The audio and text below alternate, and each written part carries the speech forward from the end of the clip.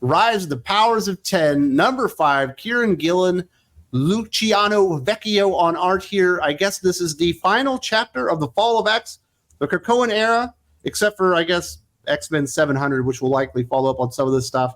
And my goodness, Jim, for something that started out so amazing with House of X, Powers of 10, to see it end in such a terrible state, it really is depressing. Yeah, it is. And I ended up quitting out of the X-Men books at one point. I kind of gave up, kind of came back to it, thanks to you. Thank you, Wes. And getting to this point, it's been a slog. It's been very depressing. I don't even know really what to make out of this book. I'm not even sure what happened. It's almost like a loss on the final season, and they just made a bunch of stuff happen to get to an end point, and none of it made sense. That's what this comic book is. Yeah. That's what it is. And it's a good analogy because I was lost. Going through this, there were a bunch of times where when I was reading it, I read it now, thank you, 3 times. I went through it again. I actually went to the Reddit of X-Men Deal thinking, okay, these are people who are overly positive usually, but they explain, they don't know what's happening. A lot of the things that they're going, it's everybody fighting about what they're guessing at because it's so odd. But it is a fitting end, I guess, to the Krakoan era that started out with a lot of promise, but within 18 months, Jonathan Hickman had exited. It just basically fell apart and has been limping toward the end as it's been alienating people with really bad stories. And I'll give Kieron Gillen this. He ended up outdoing Gerry Duggan when it came for worst endings in X-Men because Fall of the House of X is not nearly as bad as this.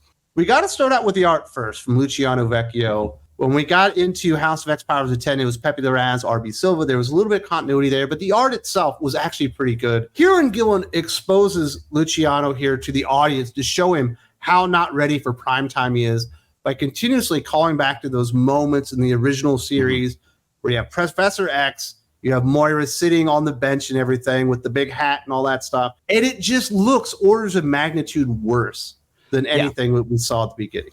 And that's the worst part. First off, we've seen these scenes so many times up until this point. It doesn't have the oomph that it would have if these were the first times we saw Xavier and Moira on the bench. But even though with that, you're trying to pull back and you really are trying to get that feels of, oh, man, this has been a cool ride. And, man, remember then. And it's going back and it doesn't look as good. And so that's all you think of it. Like part of you is just like, ooh, I wish that looked better. I wish that we had, the original art there because it doesn't. Some of the cosmic stuff looks OK, but cosmic stuff does look good, but you can't understand what's happening when it's on the page. Yeah, you can't understand because he tries to go real wacky. It starts to remind me of one of my least favorite moments. It was the Immortal Hulk 25 when everything went wacky and I didn't know what was going on. That's part of the things is that. And again, even reading it a couple times, I started to get what some of the things meant, but they're still weird and weird for weird's sake, not to explain things. I guess the good news is they didn't waste like a good artist like Pepe Larraz or R.B. Silva on this.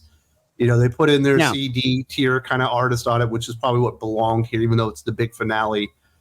The story itself is just utter shit. It is breaking out the Deus Ex Machina that is Phoenix. And apparently she's in the white hot room that is containing all the mutant souls that are waiting to be resurrected. And I don't think resurrection's on the table anymore. So then she just adds them to her power set. Yeah, to go and fight. Her and the Phoenix. they observe. Here's the problem, though, and reading it again, your souls are mine now. They're in the quote unquote waiting room where you had that in the white hot room where you would have the souls waiting for resurrection. But I'll tell you and everybody else, if you look then at the picture when all the souls come out, I see a Nightcrawler there. He isn't dead. I see a Namor. Oh, God, he isn't dead. Like, I don't understand. I know that you're trying to play the idea of all through time Phoenix, all through the deal. But when you're doing this thing with the waiting room, some of these people, Magic is on here, right? And she's not dead at the moment. So why is this a thing? And it's not explained. It's just like it's supposed to be the all X-Men of all time attacking Dominion, but it doesn't make sense. And again, when I started trying to understand these things and look more into it, I got more confused. Like that's something that I just kind of, okay, I see. But then when I looked at it, I'm like, this doesn't make any damn sense. None of the book makes any damn sense. No. So she takes all the souls and the powers of those souls into the Phoenix to go on Enigma, which is Sinister with the power of the Dominion. And she goes to confront him, and then the Dominion's like, you know what? We never really liked this guy anyway. We're bouncing. And they just like leave him high and dry. I'm not the world's foremost expert on the Dominion and all that kind of stuff. Doc would probably have a better explanation for this. Here was the weird thing. Earlier, he had said, listen, if the Phoenix attacks, I have Dominion behind me, and they'll come in. I don't think he thought it out, I guess, because when they show up, they're like, yeah, you know, the Phoenix, it's like kind of through time, all that. It's not really our thing. We're not that upset about it. So we're not here to help. And then at that point, I do believe that Enigma / Sinister / whatever could say, you're right. Dominion, let's go. I'll go with you. You could stop the fight right then and there. And they say, like, that gets a little bit of, we're not in the genocide and things, but they leave. I think he has a decision. He could go with them and decides not to. All this is kind of gray area. This is things that people are debating of, oh, I guess at that point, Dominion decided that he wasn't part of it. I don't know. I don't know. Like, they're like, we don't like him and we're going to leave, even though that was his be all end all. This was his Hail Mary. This was the, whole deal. And then when he calls them in, they're like, nope, we're out of here. And then he laughs. Oh, I don't need, no, you needed them. And now you're just going to do nonsense. Yeah. And he's just like, I'm okay. You think you beat me. I will beat you. And starts to try to manipulate time. At this point, I'm fairly certain, even without the rest of the Dominion behind him, which I don't think could have happened, but let's say that it could. Yeah. The Phoenix still is not powerful enough to actually even confront Enigma at this point. But apparently, Charles, who's talking to Moira, lets her know that he almost murdered her when she was 13 to build trust with the character. I joined the enemy, and I've joined up with Orcus to infiltrate them so I could be here at this very moment to talk to you. Because when I decided not to murder you when you were 13, I actually put something in your mind that will allow you to, I guess, expose Enigma through space and time. Yeah, because she, with all her lives, she could actually, and this doesn't make sense either. He's counting on Moira to then tell Jean, tell him where he is, where Enigma is in time, so she can go confront him. And again, the idea that she was human. And this is the weird thing. She wasn't omnipotent through her 10 lives. I know. And so, but even then, he put this marker, whatever you'll say, into her. She's now an android. Why would that have continued? It doesn't make sense. It wouldn't be there anymore. She has actually changed, and this isn't that same deal. So it wouldn't be there anymore. That's how he grabs her and brings her there. And then she says, how can you do this? I'm a robot. And he's like, yeah, things. And it just waves hands to get to this point. And that happens so much in this issue of, it doesn't make any sense what's going on, just to then do something that doesn't make sense. And so all of this goes on where Enigma is going and trying to make Jean less by going back in time and manipulating things, but she doesn't go with that. And then since the Phoenix is newborn and can't they've gathered up all those souls to help fight, because that's the only way I think Kieron Gillen can get out of this and think that he has a great moment of, all right, all the X-Men of all time are attacking.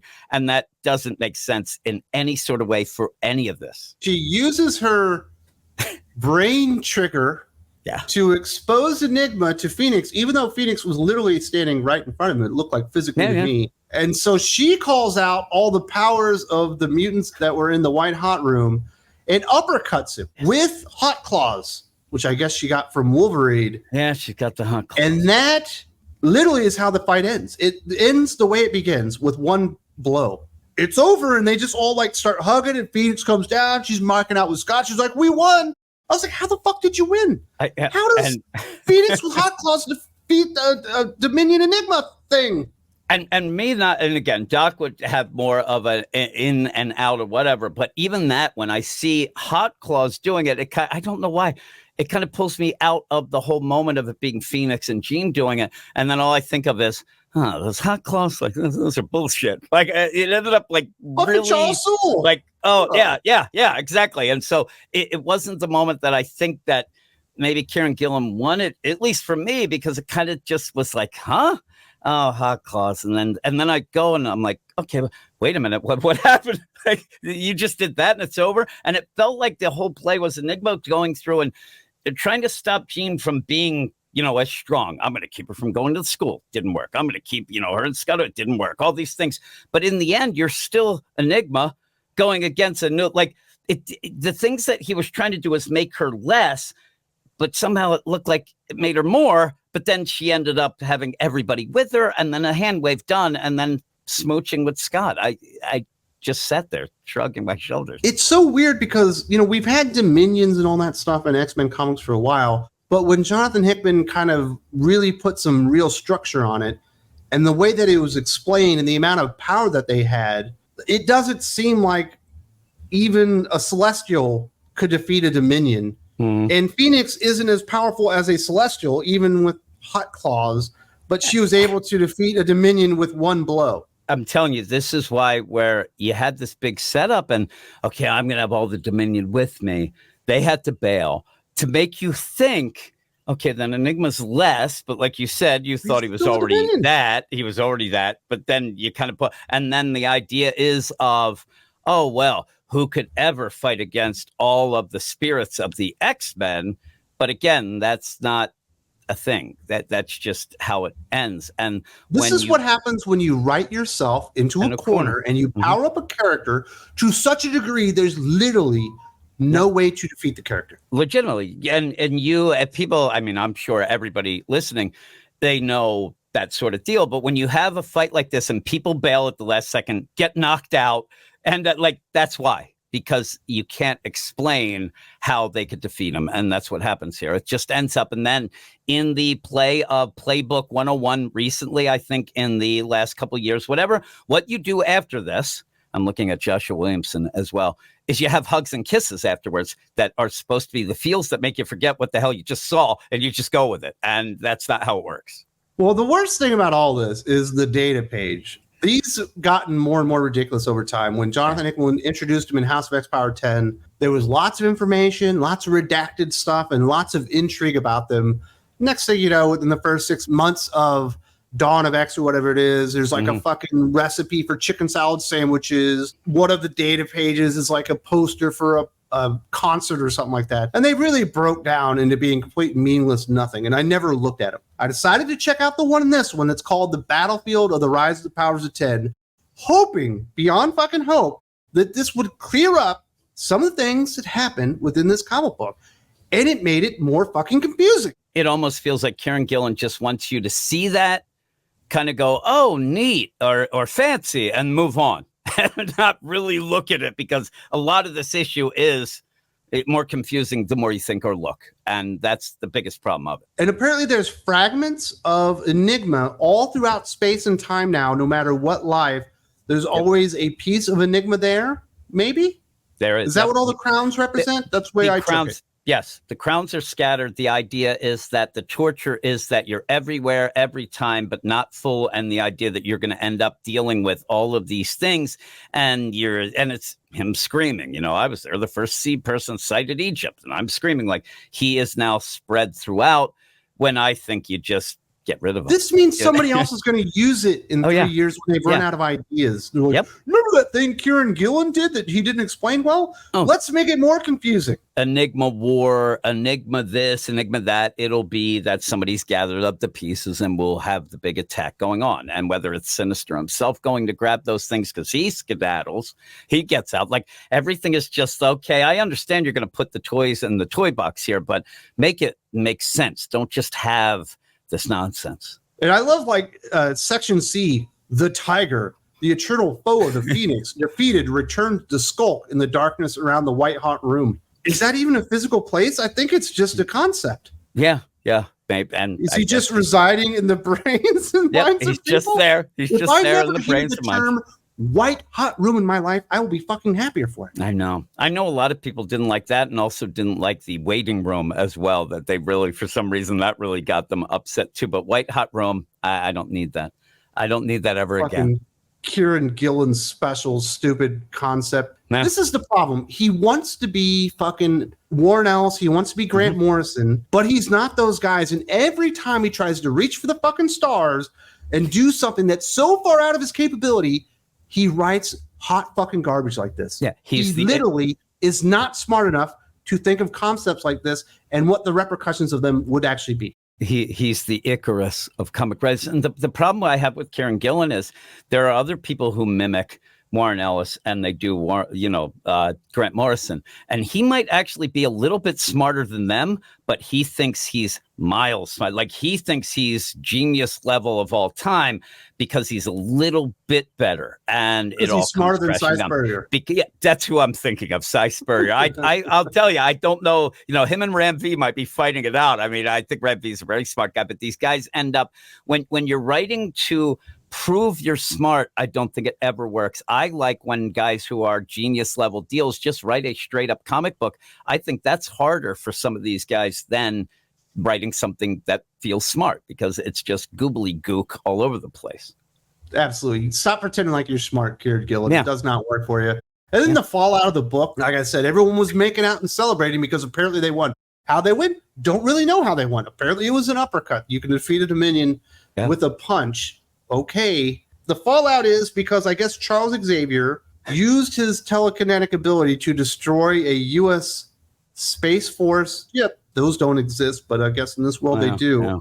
He's being rounded up by Special Forces guys. So I imagine he'll be in prison in X-Men 700.